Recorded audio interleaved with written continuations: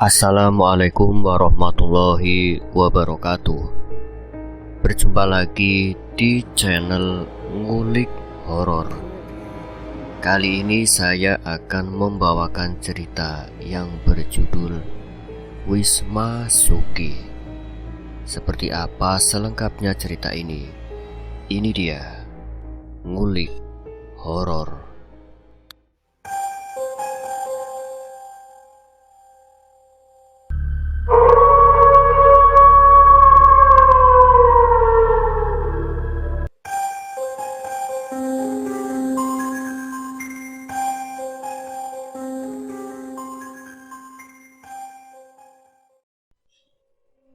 Wisma yang dibangun di tanah bekas pesugihan. Seorang wanita cantik yang gemar melakukan pesugihan dan memiliki kekuatan ilmu hitam yang besar, mencari tumbal berupa bayi yang masih suci untuk kekuatan ilmunya dan kecantikan parasnya. Suasana di kampus. Awal pagi yang indah, dengan suara burung dan embun pagi, tapi hancur karena teriakan mama. "Dito, bangun, udah pagi. Nanti kamu telat lagi," teriak mama. "Duh, pagi-pagi mama udah pidato aja," gumam Dito. "Iya mah, ini mau mandi dulu," balasnya teriak. Lalu Dito mengambil handuknya dan mandi. Setelah mandi, Dito turun ke bawah untuk sarapan. "Kepada ibu negara, hormat gerak," ucap Dito menjahili ibunya karena pagi-pagi dia sudah pidato. "Kamu ini ya, makanya kalau mau tidur itu pasang alarm. Kalau nggak mau mama pidato. Kan kalau pasang alarm, kamu bisa bangun sendiri, nggak usah dibangunin. Ini apa lagi? Pagi-pagi udah jahilin mamahnya. Kamu itu udah besar. Kamu itu udah 18 tahun. Jangan bikin mama perlakukan kamu sebagai anak kecil. Nggak malu apa tuh sama teman-teman kamu? Waktu kamu ajak main teman kamu ke rumah, kamu manjanya minta ampun, padahal ada teman kamu," ucap mama panjang lebar. "Gak salah, aku panggil mama ibu negara. Pagi-pagi sudah menyampaikan pidato singkatnya kepadaku," kata Dito sembari tersenyum jahil. "Gimana aku aja, emang masalah sama kamunya," ucapnya dengan alay. "Ih, mama, main di mana sih? Jadi alay gini," kata Dito. "Gak apa-apa alay, kan ini mama kamu juga," kata mamanya Dito sembari menjahili anaknya. Tibalah seorang pria tampan imut yang datang ke meja makan. "Apaan sih mah, pagi-pagi udah berisik?" tanya Doni, adiknya Dito. "Tuh, kakak kamu ngajak perang sama mama," jawab mamahnya sembari nyindir kepada Dito. "Ih, pagi-pagi mama yang ngajak perang aku," kata Dito. "Udah, sekarang makan aja, jangan berisik, gak enak sama tetangga," kata Doni. Dito itu anak orang kaya di Bandung. Ayahnya pengusaha mobil mewah di Jakarta. Ibunya pengusaha parfum terkenal di Asia. Jadi gak heran kalau barangnya branded semua. Dan Doni adalah adik kesayangan Dito. Sama halnya Dito, mereka berdua adalah indigo. Mereka berdua mempunyai keturunan indigo dari kakeknya. Dan Doni adalah anak tertampan di keluarganya. Maklum, ayahnya orang keturunan Korea Malaysia, jadi gantengnya nurun ke anaknya. Ibunya pun cantik, sempat menjadi model Bandung dan juara 1 Mojang Bandung. Gak heran kalau anaknya banyak yang naksir. Nicole, kenapa pagi-pagi udah muncul?" kata Dito ke teman hantunya. "Gak apa-apa, aku cuman penasaran aja pengen lihat kegaduhan di sini. Tapi aku telat," jawab Nicole. Nicole adalah teman hantunya Dito semenjak kelas 6 SD. Nicole mati tragis saat SMP kelas 2. Dia didorong kakak kelasnya dari lantai 3 dan jatuh, lalu seketika meninggal. "Dito, dia ada di sini?" tanya ibunya Dito. "Iya mah," jawab Dito. "Kamu juga lihat Doni?" tanya lagi mamanya kepada Doni. "Iya mah," jawabnya Doni. "Ya udah mah, aku mau berangkat dulu. Mobilnya udah siap," tanya Dito sembari mengambil tasnya. "Udah, Doni berangkatnya bareng sama Dito," kata ibunya. "Iya mah," jawab Doni. Dito dan Doni pun pergi berangkat sekolah. Walaupun Dito sudah besar, dia tidak bisa mengendarai mobil ataupun motor. Dia lebih baik dijemput ataupun diantarkan. Tidak heran lagi, mobil yang ia tumpangi ialah Alphard keluaran 2016. Orang kaya juga. Doni sampai duluan di sekolahnya. "Kak, aku duluan ya," ucapnya sambil membuka pintu mobil. "Hati-hati, belajar yang rajin ya," jawabnya dengan lembut, seperti seorang kakak yang menyayangi adiknya lebih dari apapun. Tak lama, Dito pun sampai di kampusnya. Kampus itu khusus untuk orang kaya. Saat Dito berjalan dari parkiran ke kampusnya, tiba-tiba ada yang menepuk pundaknya sambil berkata, "Cie, jomblo jalan sendirian," ucap Erik dengan cepat. "Suwek, ngagetin aja kamu," ucap Dito dengan kesal. "Yuk ke kelas," ucap Ardi dengan dingin. Dito, Ardi, dan Erik pun pergi ke kelas. Tiba-tiba saat dosen masuk ke kelas, Dito kaget karena ia melihat ada hantu yang mengikuti dosennya. "Anak-anak, kampus kita akan mengadakan PKL ke berbagai daerah untuk penambahan nilai praktek kalian," ucap Bu Lasmi. "Iya Bu," kompak mahasiswa semuanya menjawab. Waktu PKL lumayan lama, yaitu 10 hari. Jadi kalian tidak sendiri, tapi berkelompok. Minimal ada 4 orang, lebih pun tidak apa-apa. Ada waktu 4 hari untuk kalian berlibur di sana. Artinya hanya 6 hari kalian bertugas di luar kota," kata Bu Lasmi. Tiba-tiba bel pun berbunyi. Kring. Dito menghampiri Bu Lasmi untuk menanyakan sesuatu padanya. "Bu," panggil Dito kepada Bu Lasmi. Dito, ada apa?" jawab Bu Lasmi. "Bu, maaf, Dito mau nanya." "Oh, boleh. Dito mau nanya apa?" Ibu ngerasa diikutin sama seseorang gak, Bu?" "Enggak. Emangnya kenapa, Dito?" "Ibu diikutin sama sesosok nenek-nenek bungkuk jelek yang selalu ada di sebelah kiri Bu Lasmi," kata Dito. "Oh, itu dulu ibu pernah pakai susuk. Tapi saat ibu mau melepasnya, dukun yang memakaikan ibu susuk malah meninggal. Sedangkan susuk ini hanya bisa dilepaskan oleh yang memakainya. Kamu jangan beritahu siapa-siapa lagi ya," ucap Bu Lasmi. Iya Bu, saya gak akan beritahu siapapun," ucap Dito. Di sisi lain, tidak terasa 4 hari lagi PKL akan dilaksanakan. Lestari, Erik, Jody, Luna, Riko, Ardi, Ayu, Manda, Maya menjadi teman kelompok untuk pergi PKL.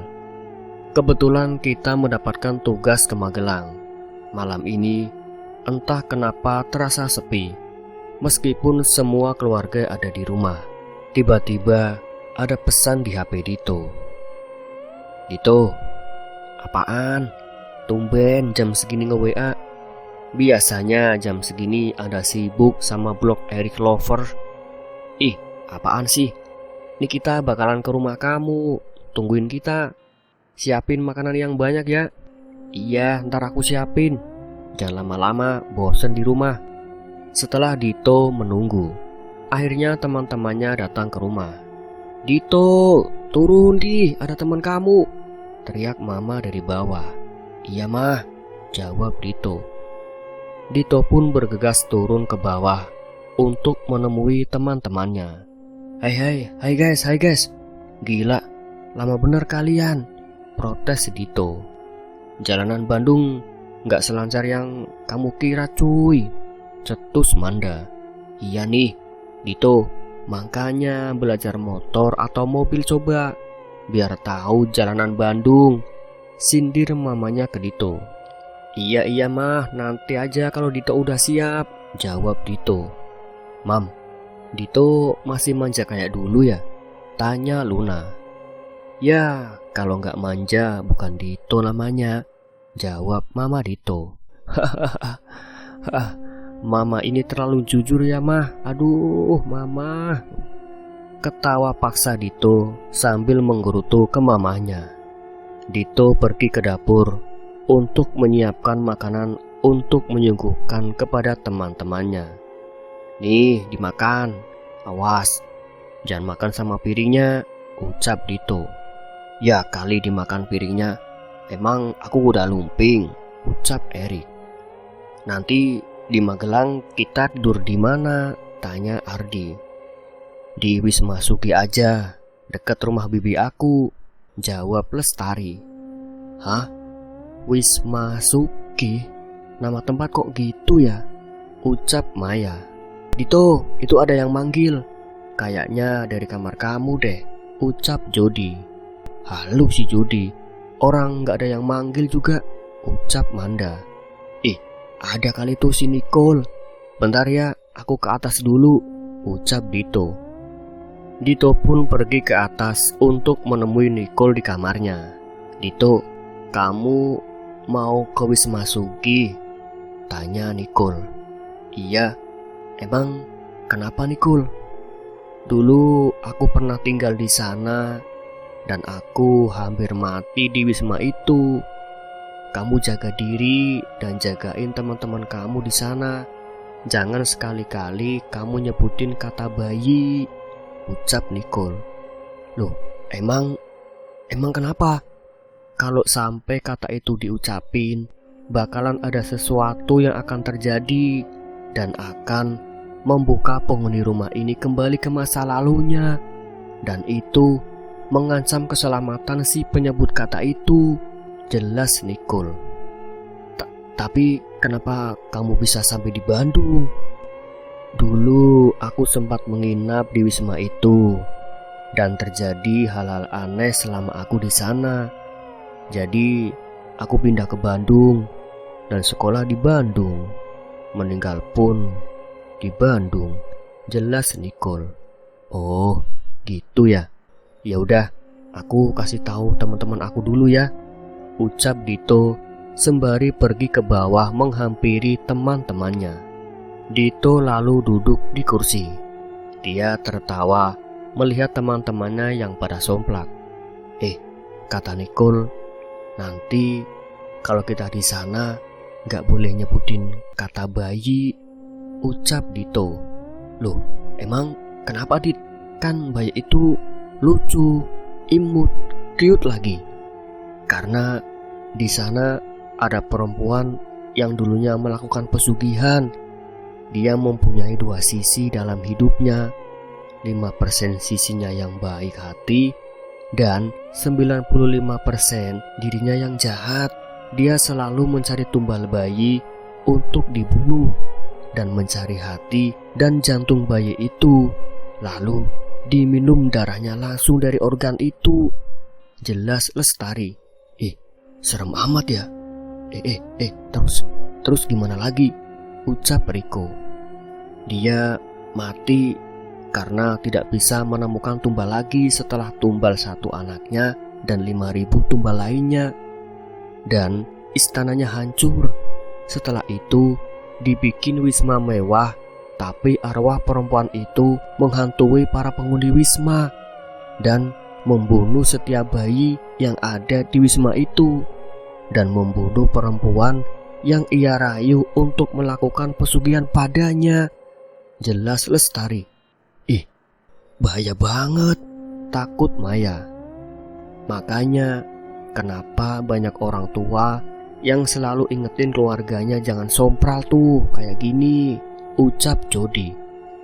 Ya udahlah, itu mah bisa diatur nanti. Jadi sekarang kita bikin rencana kita di sana ngapain aja dan di sana kita butuh apa aja, ucap Dito. Kalau kebutuhan gak usah dipikirin, udah ditanggung sama kampus, tenang, ucap dingin Ardi.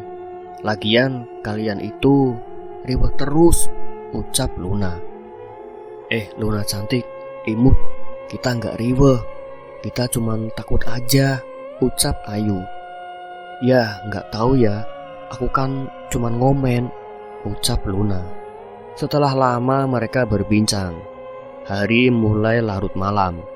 Mereka pun pulang ke rumahnya masing-masing dan mempersiapkan semuanya dengan lengkap. Mereka semuanya anak orang kaya, tapi hati dan pikiran mereka sangatlah merakyat. Mereka juga disiplin dan rapi. Untuk 5S, ke semua orang gak usah ditanya lagi. Tapi hanya di antara mereka, semua 5S itu tidak dipakai. Karena menurut mereka, jika sedang kumpul terlalu formal gak asik. Di sisi lain, hari yang dinantikan tiba. Hari ini hari Minggu siang. Dito dan teman-temannya berangkat ke Magelang untuk tugas kampusnya. Tapi ada sedikit riweh karena Luna. Duh Luna, kamu ini kayaknya abis diusir dari rumah aja. Bawa barang banyak banget, ucap Lestari. Gak apa-apa kali, kan sekalian liburan. Lagian aku juga butuh perawatan di sana, ucap Luna. Umadiah welah, atur bor, atur itu si Luna, ucap Maya. Mereka pun beranjak dari kampus menuju ke Magelang menggunakan mobil. Agak kebesaran sih mobil segitu buat 10 orang, tapi buat mereka itu cukup. Karena barangnya Luna yang sangat banyak. Di perjalanan mereka sangat berisik tapi asik. Karena saat di jalan, mereka semua itu bernyanyi-nyanyi. Berisik babon. Fales tahu nggak? Kayak dengar soang tahu nggak? Ambek Manda. Biarin. Lanjut Erik. Dasar babon kampret, butuh Manda. Mereka semua ketawa-ketawa nggak jelas sambil cerita-cerita komedi.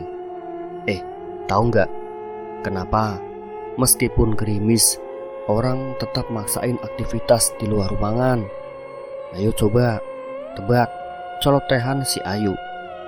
Mungkin nggak terlalu besar hujannya, jawab Jody. Salah, karena gerimis kan mengundang. Rupanya gerimis mengundang, jawab Ayu sembari menyanyikan jawabannya. Hahaha. Mereka semua tertawa dengan tatapan agak gimana. Hahaha. Lucu kawan, lucu, ketawa Dito dengan nada menyindir kalau candaan mereka itu sangatlah receh. Wah, receh sekali candaan kalian. Ayo, tiring ying. Kemana-mana tumak nining jos. Sindir Riko. Ya, aku tahu aku receh, makanya aku itu sakit. Aku hina, aku kotor, somplak Ayu dengan ekspresi minta ditabok.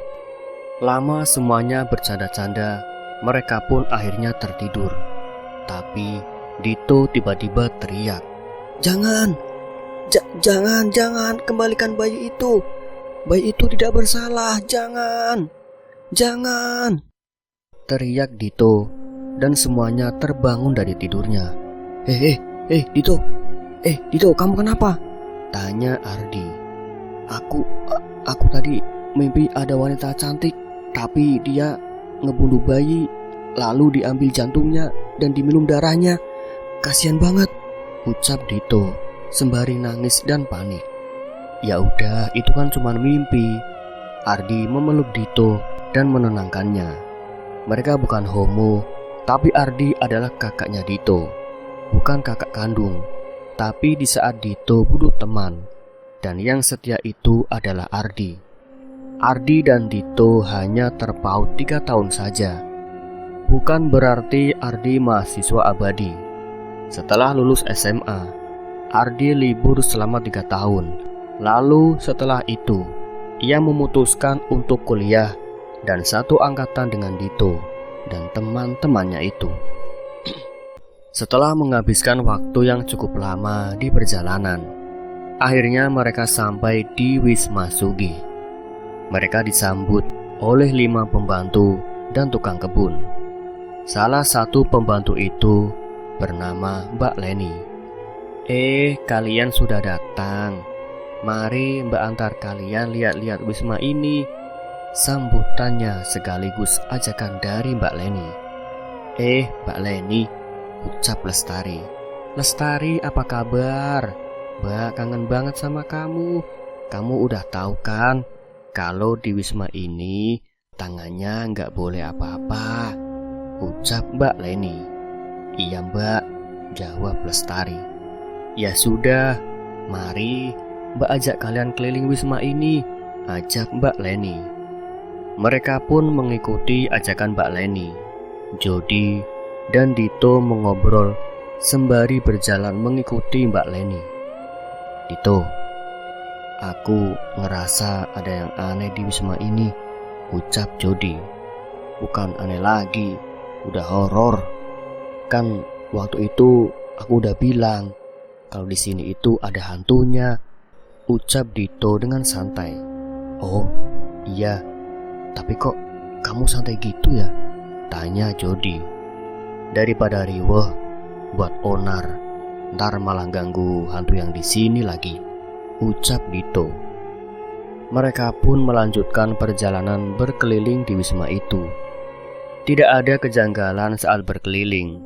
Sampai pada di suatu lorong, Dito dan Jody melihat sesuatu. "Astagfirullah, apa itu? Sumpah, itu apa?" Jody ketakutan, tapi dia tidak berteriak. "Iya Jo, sumpah serem banget bentuknya. Waktu kita masuk lorong ini, mereka tuh satu persatu keluar dari kamar lorong ini, kayak penasaran siapa yang datang," ucap Dito tenang, tapi ketakutan setengah mati. Baru kali ini mereka berdua melihat hantu yang bentuknya sangat menyeramkan. "Kalian berdua lihat mereka?" tanya Mbak Leni. Iya Bu, mereka serem banget," ucap Jody. "Mereka ini korban dari hantu Putri Ayu yang melakukan pesugihan. Lestari mungkin pernah menceritakan kepada kalian. Semuanya mati dengan tragis dan tidak masuk akal sehat manusia. Salah satu dari mereka ada teman baik Mbak Leni yang terkena rayuan dari hantu jahat itu. Terus gimana caranya Mbak bisa selamat?" tanya Raya dan Ardi dengan penasaran. "Waktu itu Mbak lagi izin pulang ke rumah karena suami Mbak butuh Mbak. Saat itu suami Mbak lagi sakit.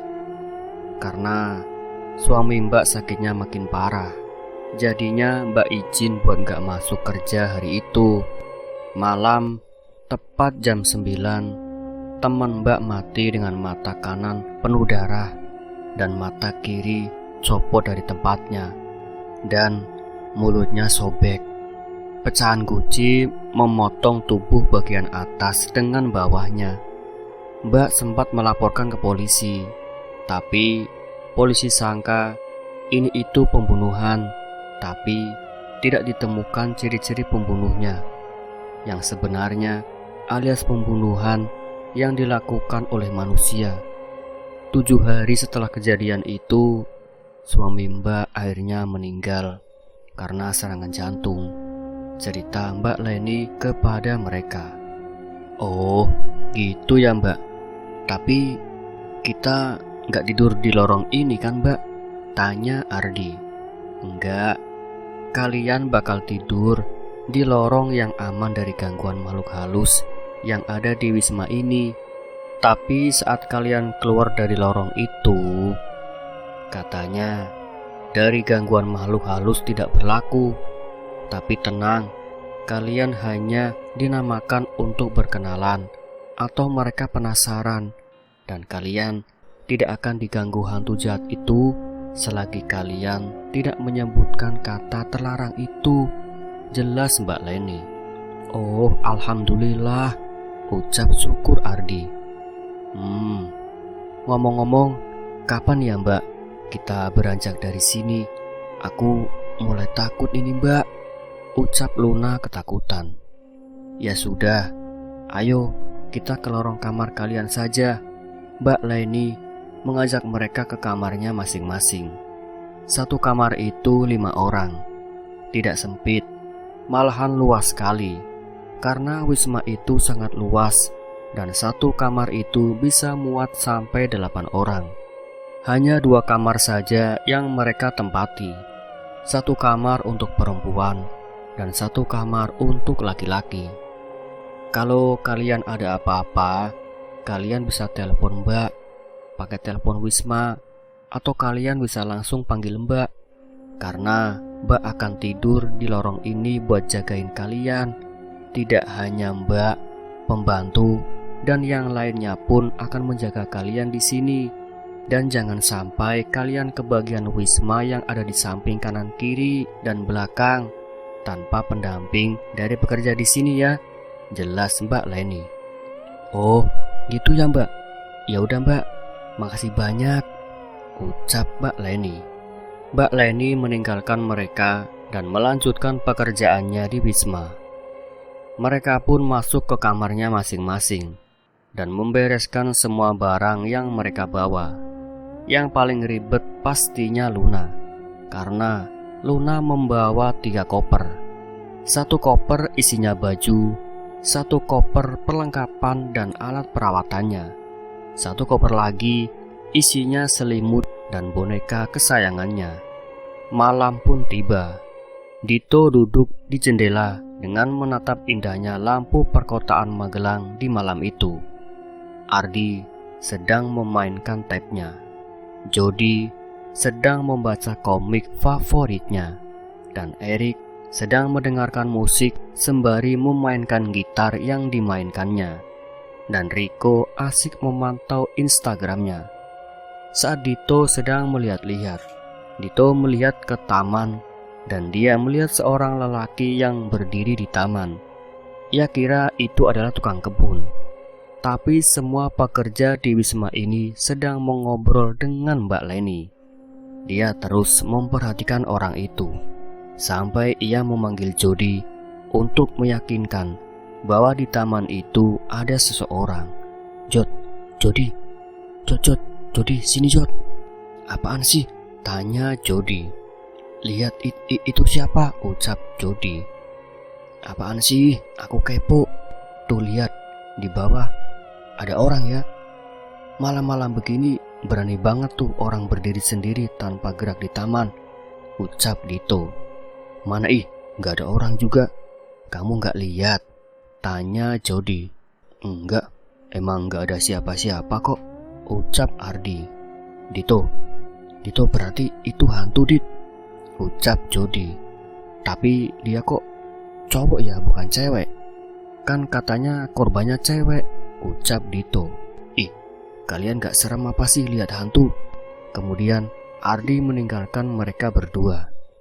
Tiba-tiba hantu itu berteriak dan didengar oleh mereka berdua. "Tolong kembalikan sisi baik istriku!" teriakan hantu itu. Ternyata tidak hanya Dito dan Jody yang mendengar teriakan itu. Semua pekerja langsung masuk ke dalam kamar mereka dan menanyakan, "Apa ada yang mendengar itu?" tanya Mbak Leni. "Aku dan Jody mendengar itu, Mbak," jawab Dito. Ada apa ini? Kalian gak apa-apa kan?" Tiba-tiba Lestari datang. Ayu, Manda, Maya, dan Luna. "Mbak, apa dia kembali datang?" tanya Lestari. "Iya, dia tahu di sini ada anak indigo dan dia yakin kalian berdua bisa membantunya," ucap Mbak Leni. "Maksudnya, Mbak?" tanya Jody. "Maksudnya, dia itu adalah suami pertama dari hantu Sugi itu. Dia minta tolong untuk membantu istrinya kembali lagi seperti dulu," ucap Mbak Leni. "Jadi aku dan Jody harus bantu dia, Mbak?" "Mbak harap jangan. Resikonya sangat berat. Apalagi kalian tahu, dia selalu mencari bayi. Dan jika salah satu dari kalian terbujuk rayuannya, kalian akan dipaksa mencari bayi untuk ditumbalkan padanya," ucap Mbak Leni. "Tapi Mbak, mungkin laki-laki itu bakal terus minta tolong pada kami," ucap Lestari. "Mbak katakan jangan ya jangan," bentak Mbak Leni. Seketika semuanya diam dan Mbak Leni meninggalkan mereka. "Hai guys, gimana nih? Hari pertama kita udah diteror sama hantu," ucap Ardi. "Iya nih, gak usah dipikirin lagi. Sekarang kita istirahat. Besok kita ada upacara pembukaan tugas lapangan," ucap Dito. Para perempuan kembali ke kamarnya untuk beristirahat. Begitupun para dengan lelaki. Jam menunjukkan pukul 2:15. Tiba-tiba Dito kebelet pipis. Semuanya bangun woi, bangun," ucap Dito. "Apaan sih Dito?" ucap Erik sembari membuka mata. "Ada yang mau ngantar aku ke WC nggak?" ucap Dito sembari menunjukkan wajah tanpa dosanya. Serentak semuanya yang dibangunkan Dito kesal. "Ih, antar atuh ih," ucap Dito. "Sendiri aja kali, dasar anak mami," ucap Riko. "Kak Ardi, antar aku ke WC yuk," rayunya ke Ardi. Iya, ayo. Buruan, jangan lama ya. Kalau lama aku tinggal loh."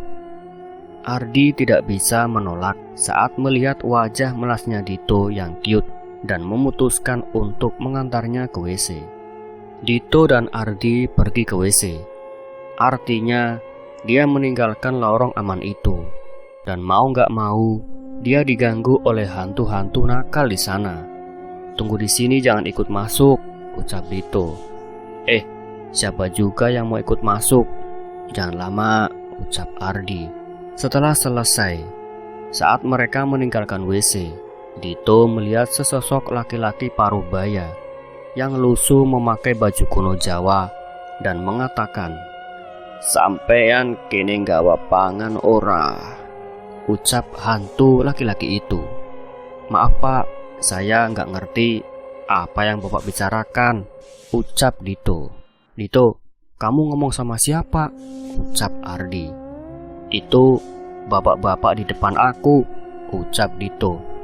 "Ya udah Pak, saya mau pergi dulu," ucap Dito ke hantu laki-laki itu.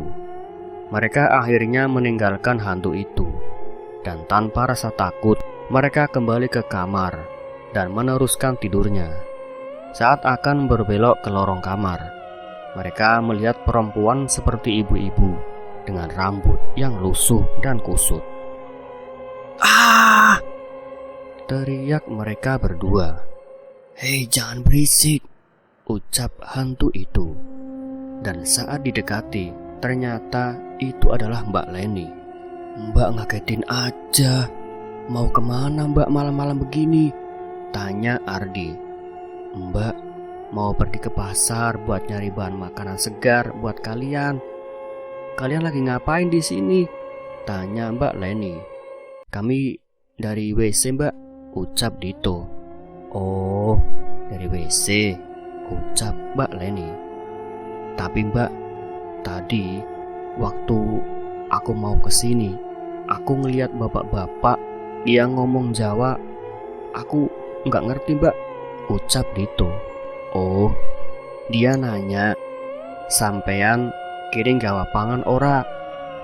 Dia itu nanya kamu kesini bawa makanan enggak? Artinya dia pingin sajen atau semacamnya. Tapi jangan pernah kalian kasih sesuatu ke mereka. Apalagi kalau di antara teman perempuan kalian yang sedang diapet, jangan pernah dikasih apa yang dia minta. Jelas Mbak Leni. Oh gitu ya Mbak. Yaudah Mbak, makasih. Kami mau lanjutin tidur dulu, ucap Dito. Mereka berdua kembali ke kamarnya dan melanjutkan tidurnya. Dan Mbak Leni pergi ke pasar sendirian. Mungkin Mbak Leni sudah biasa, jadi nggak takut sendirian malam-malam kalau ke pasar. Di sisi lain pagi pun tiba. Waktu menunjukkan pukul 6. Semua terbangun karena alarm Dito dan bergegas ke kamar mandi untuk siap-siap pergi melaksanakan tugas kampusnya. Begitupun dengan pihak perempuan. Setelah siap, mereka pergi ke ruang makan di Wisma itu. Di meja makan telah tersedia gudeg khas Yogyakarta yang dimasak khusus Mbak Leni dan pekerja lainnya untuk Dito dan teman-temannya. Sudah pada bangun toh. Ayo pada makan sini.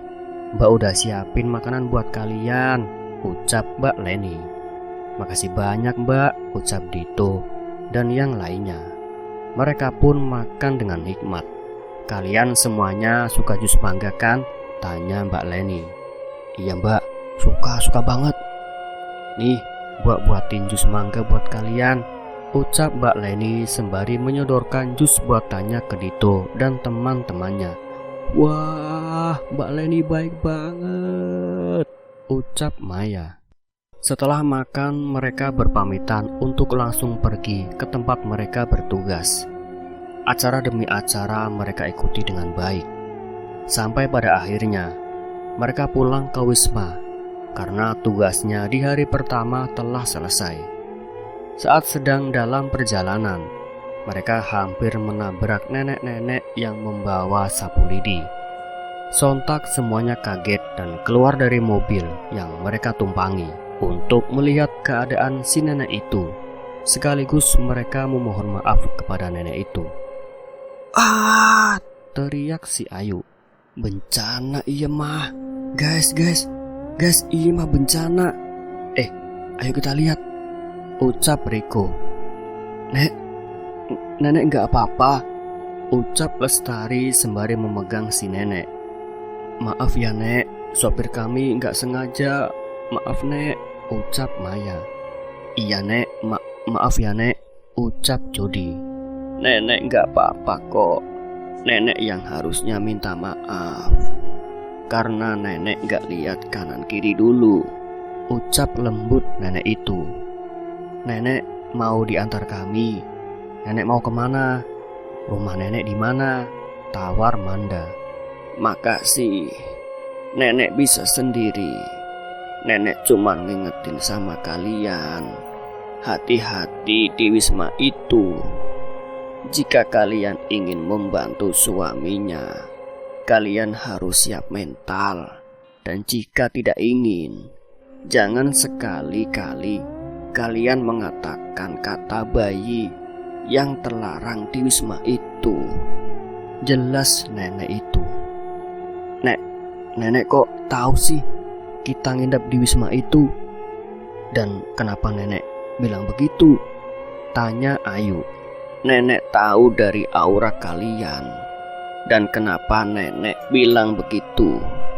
Karena dulu nenek yang ikut membantu mengurung si hantu itu agar tidak lagi merayu pelanggan di Wisma itu. Tapi kurungan itu akan lepas jika ada yang mengatakan kata terlarang itu. Jelas nenek itu. Oh, gitu ya Nek. Yaudah makasih Nek. Semoga nenek sehat selalu dan dijauhkan dari mara bahaya. Kita pergi dulu ya Nek, ucap Jody. Semoga kalian mendoakan kalian juga untuk terhindar dari mara bahaya, ucap nenek itu. Akhirnya semuanya masuk ke dalam mobil dan meninggalkan nenek itu. Tapi saat mobil telah meninggalkan nenek itu hanya berjarak 10 meter, nenek itu tiba-tiba menghilang. Akhirnya mereka sampai di Wisma. Dito bergegas menghampiri Mbak Leni. Mbak, tadi ada nenek yang bawa sapu lidi. Itu nenek Ija. Dia adalah orang sakti di kawasan sini. Tapi dia hanya datang pada orang yang akan mendapatkan bahaya besar, ucap Mbak Leni. Hah? Berarti kita bakalan dapat bahaya besar Mbak? Tanya panik Dito. Ya mungkin, makanya hati-hati saja di sini. Saling mengingatkan dan saling jaga itu penting, ucap Mbak Leni. Setelah itu, Dito pergi ke ruang tengah untuk kumpul dengan teman-temannya. Di sisi lain, malam pun tiba. Semuanya sedang kumpul di ruang tengah, tempat di mana tadi sore mereka kumpul. Tiba-tiba ada suara yang mengganggu. Seperti suara angsa. Suara apa itu? Tanya penasaran Riko. Gak tahu, ucap Lestari. Emang di sini ada soang? Tanya Erik. Setahu aku sih gak ada, ucap Lestari. Itu bukan angsa, itu tanda kunti, ucap Dito. Iya tuh di sana. Jody menunjukkan keberadaan kunti tersebut ke arah atas lampu gantung besar. Seketika Luna kemasukan Mbak Kunti tersebut. Ngapain kamu masuk ke tubuh teman saya? Tanya Jody ke Kunti yang sudah masuk ke tubuh Luna. Sini, ucap Kunti itu sambil menunjukkan tempat yang ia ingin Dito dan yang lainnya singgahi. Gak, di sini aja. Gak akan kemana-mana, ucap Dito sambil memegang Luna yang takutnya kabur dibawa sama Kunti itu. Ya sudah, kamu berdua lihat mereka, tanya Kunti ke Jody dan Dito. Astagfirullah, kaget Dito dan Jody sambil menundukkan kepalanya karena takut. Tiba-tiba Kunti itu keluar dan masuk kembali. Yang lainnya yaitu nenek-nenek. Bau anyir, ucap hantu nenek itu. Anyir, ucap kembali nenek itu. Kalian ada yang dapat ya? Tanya Jody. Iya aku. Ayu sama Lestari lagi dapat, ucap Manda. Berekenu maneh pake alunken kaditu, alungken buru, arurang didi lapar. Kasihin yang dipakai kalian, lempar ke situ, lempar buruan. Kita semua di sini lapar, ucap si nenek itu. Gimana ini? Masa aku harus ngebuka pembalut aku sih? Ucap Ayu. Jangan, kalian jangan kasih, sentak Dito. Lamun te mere gerak kaditu. Kalau nggak ngasih, cepetan pergi, ucap nenek itu. Iya kami pergi, tapi nenek juga pergi, ucap Jody. Hayang gede, aing teh mau darah aku, ucap nenek itu sembari menyeruput lalu pergi. Kami segera pergi ke kamar Mbak Leni dan menceritakan semuanya. Seperti biasa Mbak Leni memberi kita nasihat untuk tidak melakukan yang tidak diperbolehkan oleh Mbak Leni. Setelah selesai semuanya kumpul di kamar lelaki sembari mengerjakan tugasnya, tiba-tiba suara telepon berbunyi. Halo ya, Rick, adik kamu udah lahir tadi jam 7:35 menit. Lucu, ganteng, bersih, sehat lagi. Alhamdulillah ya. Iya dong, kakaknya juga ganteng. Iya, ya udah. Ayah tutup dulu ya. Semangat ya kakak. Yeay, Erik punya dedek bayi. Dito membanting HP, lalu menampar Erik secara tiba-tiba. Jangan nyebutin kata itu, bentak Dito. Hah? Aku ngucapin itu, ucap Erik. Gimana ini? Tanya Jody. Tiba-tiba terdengar suara auman besar dari ruang tengah wisma. Hanya ada satu cara untuk mengurungnya lagi, ucap Mbak Leni. Dengan cara apa, Mbak? Tanya Dito. Dengan cara menyerahkan salah satu dari kita untuk membuatnya masuk ke dalam tubuh kita dan memasungnya dengan pasung khusus. Tapi orang itu harus memakai ini. Ini adalah kalung perlindungan yang dipakai Mbak waktu mengurung hantu itu. Lalu, kalau Mbak yang dirasuki, yang memasung siapa? Tanya Ayu. Nenek-nenek yang kalian temui waktu itu. Waktu kita tidak banyak. Luna, Mbak rasa kamu harus jadi orang itu. Setelah hantu itu masuk ke dalam tubuhku, kamu jangan melawan. Biarkan dia masuk. Dia tidak akan bisa membawa dan memegang kalung ini. Jadi, kamu tidak akan kemana-mana. Dan setelah itu, kita bawa hantu itu ke gedung belakang. Kita pasung Luna selama 5 menit, agar hantu itu benar-benar terpasung. Lalu, kita lepaskan Luna. Dan jangan ada yang pernah memasuki ruang itu dan menyebut kata itu lagi, ucap Mbak Leni. Tapi Mbak, apa ini akan berhasil buat Luna dan kita? Tanya Manda. Jangan khawatir, lebih cepat lebih baik, ucap Mbak Leni. Semua orang mempersiapkan semuanya. Sampai akhirnya Luna berjalan sendirian ke ruang tengah dengan rasa takut yang mendalam. Tidak lama setelah Luna berada pada poros ruangan, hantu itu memasuki tubuh Luna. Dengan gaya bak seorang putri kerajaan, dia memegang rambutnya sambil nembang Jawa. Dan Mbak Leni bergegas dari belakang hantu itu, lalu mengikatnya dengan tali. Hantu itu sempat memberontak, tapi Mbak Leni dengan pegawai lainnya lebih kuat dari hantu itu. Hantu menjadi lemah karena kalung itu, dan Mbak Leni dan yang lainnya pergi ke gedung belakang untuk memasung hantu itu. Segera dipasungnya hantu itu. Saat sudah sampai di gedung belakang, kalian tidak akan bisa menghentikanku, ucap hantu itu sembari ketawa seram. Lebih baik kau diam, ucap Mbak Leni. Hei Leni, apa kau baik padaku? Aku akan memberikan kecantikan yang luar biasa padamu, rayuan hantu itu kepada Mbak Leni. Mbak, jangan dengarkan Mbak, teriak Lestari. Tidak, aku tidak mempan dengan rayuan itu, ucap Mbak Leni. Hahaha, teriak hantu itu disertai dengan angin yang sangat kencang. Juga barang-barang di ruangan itu berhamburan. Dan setelah 5 menit itu terjadi, semuanya kembali normal. Hanya saja Luna pingsan.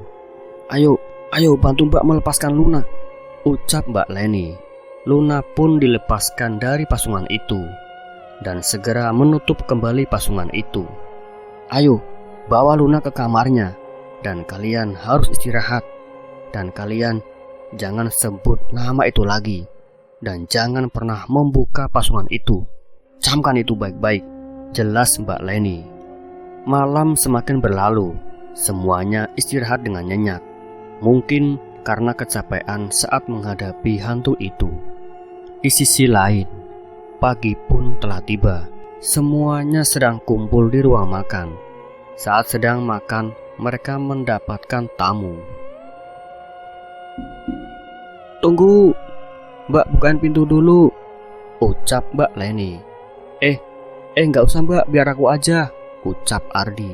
Ardi membukakan pintu itu, tapi tidak ada orang satupun di depan atau di halaman wisma itu. Tapi saat ia ingin menutup pintu, ia menemukan ada buket bunga danur dan warna yang dililit ikatan bunga melati. Ardi mengambilnya dan membawanya ke dalam. "Mbak, apa biasanya ada yang mengirim bunga ke sini?" tanya Ardi sembari menyerahkan bunga itu. "Tidak, baru kali ini," ucap Mbak Leni. "Tadi siapa yang ngasih bunganya? Cowok, cewek? Kalau cowok, mungkin itu buat aku," tanya Maya. "Yakin? Mau sama tuh orang?" tanya Ardi. "Kalau ganteng ya mau," ucap Maya. "Tadi sih pas buka pintu nggak ada orang. Bunga itu udah kegeletak di bawah pintu. Mungkin tuh hantu. Sok aja, kalau mau mah aku ikhlas kok buat Maya," ucap Ardi. "Ih, amit-amit, pengen sama hantu. Mending sama Dito, ya Dit," rayu Maya. Sorry, aku mau selesai kuliah, kerja, baru cari pacar. Nikah, kawin, udah," ucap Dito. "Aduh kalian ini," ucap ketawa Mbak Leni. Tiba-tiba jatuh kotak kayu dari atas ke meja makan sampai membuatnya riweuh. "Kotak apaan ini?" ucap heran Jody. "Coba sini aku buka," ucap Dito. Dan isinya adalah, "Saya tahu kalian orang baik, jadi saya minta tolong untuk membantu saya. Tolong saya, tolong. Di sini gelap dan sempit. Tolong saya, tolong." Seperti itulah isi suratnya yang ada di dalam kotak itu. "Mbak, ini maksudnya apa?" tanya Dito. "Mbak nggak tahu, tapi ini sepertinya baru kali ini ada yang kayak gini," ucap Mbak Leni. "Apa kita harus pecahkan ini Mbak?" tanya Erik. "Kita tunggu petunjuk selanjutnya," ucap Mbak Leni, seakan-akan ada kotak atau sesuatu selanjutnya untuk memecahkan ini semua. "Tapi ini bukan bapak-bapak itu kan?" tanya Luna. "Bukan, ini seorang lelaki, umurnya sekitar 30-an dan..." Au! Saat Jody berbicara, tiba-tiba kepalanya sakit. "Kak, kamu kenapa? Tadi ada gambaran pintu dan lelaki yang minta tolong ke kita, tapi hilang dan kepalaku terasa sakit," ucap Jody. "Ya sudah, ayo kita harus cepat pergi ke lokasi tugas kita.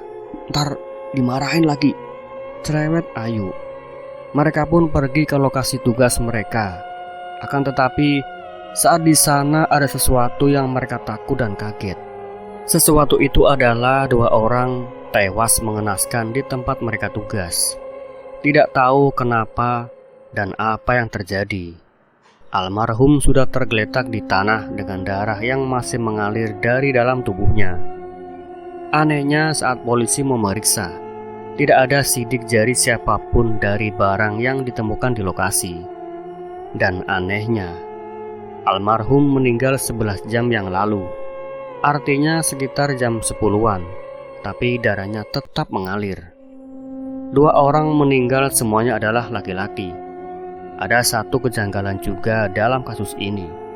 Almarhum tidak diketahui identitasnya dan tidak pernah ada yang melihat di daerah itu dan sekitarnya. Di sisi lain, kasus itu telah ditangani polisi, tapi mereka semua tetap menjalankan tugasnya. Mereka mengajari anak-anak yang kurang pendidikan, mengajari ibu-ibu yang tidak bisa membaca dan menghitung. Dan ada satu ibu-ibu penjual sembako yang selalu dibohongi pelanggannya karena tidak bisa menghitung.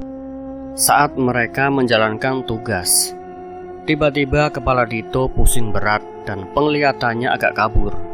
Ardi sebagai seorang kakak membawa Dito pergi ke tenda posko PMI dan mereka memberi penanganan oleh dokter yang bertugas di sana. "Adiknya kenapa?" tanya dokter. "Dia pusing dok, penglihatannya agak kabur," jelas Ardi sembari membaringkan Dito di ranjang pasien. "Mari sini saya periksa," ucap Pak Dokter. Dia hanya capek saja. Dan tadi adik makannya sedikit ya?" tanya Pak Dokter. "Iya dok," ucap Dito. Pantesan. Lain kali kalau mau tugas di luar ruangan kayak gini, paginya harus makan dulu untuk asupan pagi biar nggak lemes," ucap Pak Dokter. "Iya dok, terima kasih." "Ya udah, nanti adiknya dikasih obat ini ya. Setelah itu adiknya istirahat aja di sini. Jagain ya adiknya. Saya mau ke sana dulu," jelas dokter kepada Ardi. "Iya dok, baik, terima kasih." Dokter pun keluar tenda untuk mengobati anak-anak yang jatuh saat bermain. Sementara itu Ardi merawat Dito sebagai seorang adik. Mereka berdua kerap terlihat dekat sekali. Dan Dito pun nyaman dengan perhatian seorang kakak dari Ardi. Walaupun Dito tidak punya kakak kandung, tapi dia bisa merasakan perhatian dari seorang kakak. "Dito, kamu ini bikin orang khawatir aja," ucap Ardi. "Ya maaf kak, ini juga nggak aku rencanain," ucap Dito. "Ya, kumaha kamu baik," ucap Ardi. "Tapi kak, tadi tuh pas kepala aku pusing, aku lihat di bayangan aku tuh ada seorang perempuan yang minta tolong. Tempatnya itu aneh banget, dia terjebak di tembok. Dia terus teriak-teriak minta tolong sama aku," ucap Dito. Udah, jangan dipikirin. Nanti aja di Wisma kita tanyain ke Mbak Leni. Sekarang kamu istirahat aja. Kalau enggak kakak yang istirahatin kamu," ucap Ardi. "Ish, apaan ini Kak Ardi? Aku ini masih mau hidup. Nanti aja kalau aku udah sukses dan udah punya bekal," ucap Dito. "Shh, udah, jangan kau banyak bacot lah. Apa itu? Sekarang kau tidur sana. Jangan kau buat aku marah macam ini," ucap Ardi dengan logat medak, seakan-akan memarahi Dito yang tidak kunjung istirahat. Sementara Dito yang sedang istirahat ditemani oleh Ardi dan yang lainnya melaksanakan tugas masing-masing. Di sisi lain, tugas hari ini selesai sudah. Mereka semua pulang ke Wisma dan Dito pun sudah membaik. Tak lama mereka pun sampai di Wisma dan Dito pun berlari menemui Mbak Leni dan langsung bertanya, Mbak, panggil Dito ke Mbak Leni dengan napas tergesa-gesa. "Ada apa Dito?" "Duh, kamu ini jangan lari-lari. Nih minum dulu," ucap Mbak Leni sembari memberi Dito minum. Dito tersedak dan batuk. "Aduh, kamu ini pelan-pelan dong minumnya," ucap Mbak Leni. "Ah, si Dito batuk," ucap Ayu. "Batuk Pak Haji," ucap Riko. Gendeng," sewot Dito. "Ada apa sih Dito, kamu lari-lari gini?" tanya Mbak Leni. "Gini Mbak, tadi aku tuh pusing. Waktu pusing, aku dapat bayangan ada cewek yang minta tolong. Dia itu badannya terjebak di tembok. Dia terus minta tolong sama aku Mbak," jelas Dito. Coba kamu deskripsikan," ucap Mbak Leni. "Dia kurus, sangat kurus. Rambutnya panjang. Mukanya hancur sebelah dan banyak darah Mbak. Bajunya lusuh. Dia mengenakan dress rok pendek di bawah lutut. Dan dia mengenakan cincin di jari manisnya di tangan kiri. Dan temboknya itu putih, ada coretan-coretan gak jelas gitu. Dan temboknya pun udah rapuh. Tembok itu tidak menggunakan semen tapi kapur Mbak," jelas Dito. "Oh iya, Mbak tahu. Dulu ada berita menghilangnya anak penduduk sini dan dia dibunuh oleh kekasihnya, tapi tidak ditemukan mayatnya. Sampai sekarang tidak ada yang bisa menemukan mayatnya, ucap Mbak Leni. Lalu aku harus apa, Mbak? Tanya Dito. Itu terserah kamu. Kalau kamu mau menolongnya, Mbak akan membantu kamu. Kalau kamu tidak ingin membantunya, bayangan itu akan hilang beberapa hari ke depan, ucap Mbak Leni. Aku mau menolongnya, Mbak, tapi ini aman kan? Ucap Dito. Ini aman, ucap Mbak Leni. Aku mau bantu dia, Mbak, ucap Manda. Aku sama, ucap yang lainnya. Mereka memutuskan untuk menolongnya malam ini. Setelah Dito memutuskan untuk menolongnya, satu persatu muncul petunjuk yang bisa memudahkan mereka. Mbak tahu di mana dia berada? Ya udah, Mbak, ayo kita ke sana, ucap Dito. Mereka dan Mbak Leni pergi ke tempat yang diarahkan Mbak Leni. Mereka menemukan tembok yang tingginya sekitar 190 cm dan lebarnya sesuai dengan ukuran rumahnya. Ini, Mbak, ini mah rumah Mbak, tanya Lestari. Di sekitar tembok ini mayat itu dikubur, ucap Dito. Mereka mencari dan menggali tanah di sekitar tembok itu. Dan tiba-tiba Dito mendapatkan penglihatan. Dan Dito langsung mengambil palu besar yang ia bawa dan membobrok tembok yang ia arah. Dan ternyata mayat itu bukan terkubur di tanah, tapi disembunyikan di tembok tersebut. Mbak, ini mayatnya udah ketemu, ucap Dito. Mbak Leni bergegas menghampiri Dito. Mbak Leni sedikit meneteskan air mata, karena sebenarnya mayat yang ditemukannya itu adalah adik kelasnya saat dia di SMA. Memang mayatnya masih utuh, karena si pembunuhnya itu melumuri si mayat dengan formalin yang begitu banyak. Walaupun wajahnya tidak terlalu sama lagi, tapi tanda dari cincin yang dipakai si mayat menandakan dia adalah adik kelas, sekaligus sahabat Mbak Leni. Cincin yang dipakai mayat itu sama dengan cincin yang dipakai sama Mbak Leni. Rina, kenapa kamu seperti ini, Rina? Ucap Mbak Leni sembari menangisi jasad sahabatnya. Sementara itu, Jody menelpon polisi untuk menginvestigasi kasus ini dan mengotopsi mayat. Hari ini adalah hari yang penuh dengan kejadian yang begitu menyeramkan bagi mereka dan banyak keanehan juga kejanggalan. Nah, seperti apakah kisah selengkapnya di Wisma Sugih ini? Nantikan kelanjutannya hanya di channel Ngulik Horor. Sekian, wassalamualaikum warahmatullahi wabarakatuh.